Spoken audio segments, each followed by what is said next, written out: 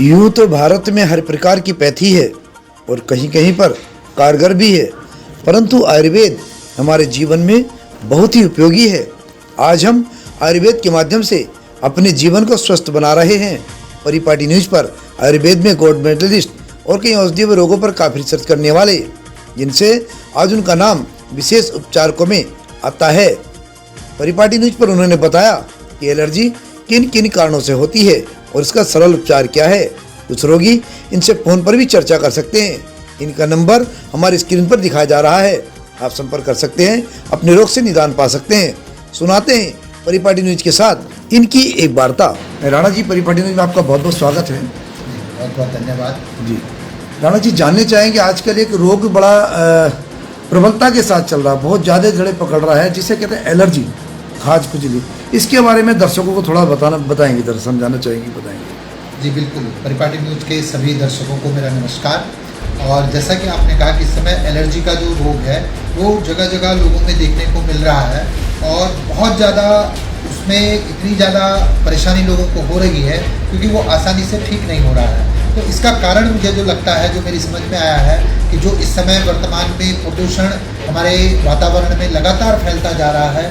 एक तो उस प्रदूषण के कारण हमारी स्किन की जो लेयर है वो उससे अफेक्टेड हो रही है प्रदूषण से, और उसकी वजह से हमारी स्किन की जो रोग प्रतिकारक क्षमता है वो कमज़ोर होती जा रही है। तो जो पहले भी वातावरण में फंगस रहते थे, पहले भी वातावरण में बैक्टीरिया रहते थे, लेकिन हमारी स्किन उससे लड़ जाती थी।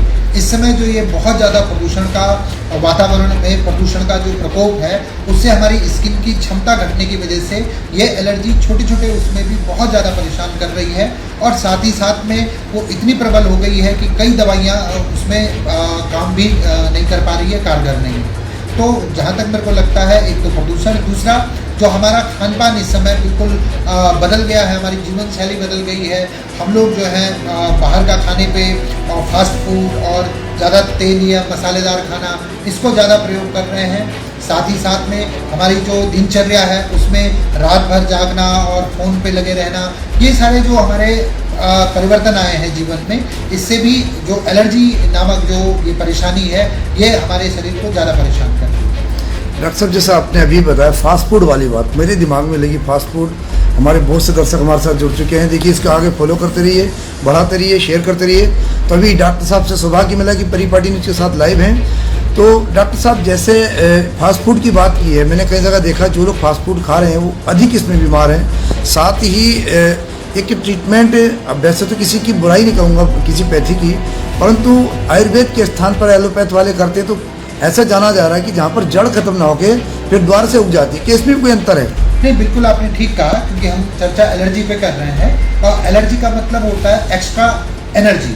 जब शरीर में जितनी एनर्जी चाहिए उससे ज़्यादा किसी चीज़ के रिएक्शन से वो एनर्जी पैदा होती है तो एलर्जी बन जाती है। अब जो फास्ट फूड की बात आपने कही, देखिए फास्ट फूड जो है एसिडिक फूड होता है। मैक्सिमम जितने भी जंक फूड, फास्ट फूड हैं, ये हमारे शरीर की एसिडिटी को बढ़ा देते हैं, हमारी शरीर की पीएच को कम कर देते हैं, जिससे कि हमारे शरीर का पित्त इम्बैलेंस हो जाता है, और वो पित्त बढ़ने से एक एनर्जी, जो एक्स्ट्रा एनर्जी है वो पैदा होती है, जिससे एलर्जी होती है। इसलिए निश्चित तौर पर देखा गया है कि जो भी फास्ट फूड का सेवन ज़्यादा करते हैं और इस तरीके का खाना ज़्यादा खाते हैं, उनको एलर्जी एक तो ज़्यादा समय तक रहती है और वो लोग इससे ज़्यादा पीड़ित रहते हैं। रही बात, आपने जो बात कही एलोपैथी और आयुर्वेद की, तो इंस्टेंट रिलीफ के लिए कई बार एलोपैथी का भी ट्रीटमेंट बहुत ज़रूरी होता है, लेकिन अगर इस एक्स्ट्रा एनर्जी को, यानी एलर्जी को आपको ठीक करना है, परमानेंट ठीक करना है, तो उसके लिए फिर हमें आयुर्वेद के ही जो दवाइयाँ हैं उनका सेवन करना चाहिए। साथ ही साथ में जो परहेज है उसका ध्यान रखना चाहिए, और जो हमारे लिए फ़ायदेमंद चीज़ें हैं खाने की, वो आयुर्वेद के अनुसार हम अगर प्रयोग करेंगे तभी हम इस एलर्जी से परमानेंट छुटकारा पा सकते हैं। नहीं तो वो फिर जो है बस दवाई खाते खाते आराम रहेगा, उसके बाद वो फिर से रिकवर होगा। डॉक्टर साहब, इससे बचने के और इसके अतिरिक्त कोई और ऐसे उपाय जिससे नॉर्मल जीवन में व्यक्ति उपाय समझ के उसको करे, रहने का, खाने का, इस तरह का कोई माहौल, कुछ इसके बारे में थोड़ा सा बताइए। बिल्कुल, देखिए जहाँ तक इससे बचने के उपाय हैं तो आयुर्वेद में सबसे पहले जो एक बहुत महत्वपूर्ण चीज़ दी गई है कि मौसम के अनुसार व्यक्ति का खान पान क्या होना चाहिए, उसकी दिनचर्या कैसी होनी चाहिए। तो जैसे आजकल जो है उमस वाला मौसम है, बरसात का मौसम है, तो इस समय हमें बिल्कुल बहुत ही सुपाच्य भोजन का सेवन करना चाहिए।